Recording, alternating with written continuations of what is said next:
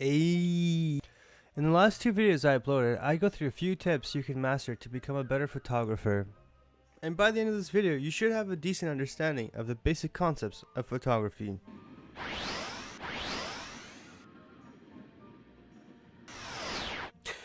Alright, this video is probably gonna be a bit more nerdy than the last two, but just hold tight for a little minute.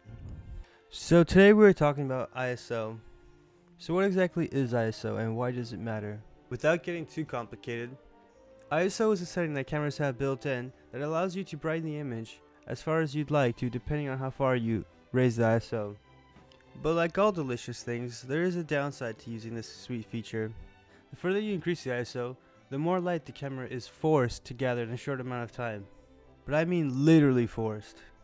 Images shot on a very high ISO usually tend to come out very grainy or blurry, and sometimes even the colors are ruined, depending on the camera you're using. This may make ISO sound like a negative feature, but I promise you, if you understand its purposes and its boundaries, you'll be able to shoot photos in manual mode with peace of mind in no time.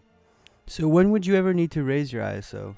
If you're shooting in fairly low light conditions and you're already struggling to get the results that you're looking for, in terms of lighting, try just raising the ISO up a little bit and you'll find that the photos come out a little bit brighter.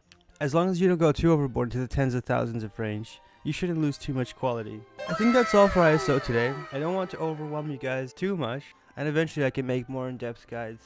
Maybe if you guys are interested, eventually I'll make a video on composition, talking about how to frame your photos to get nicer shots.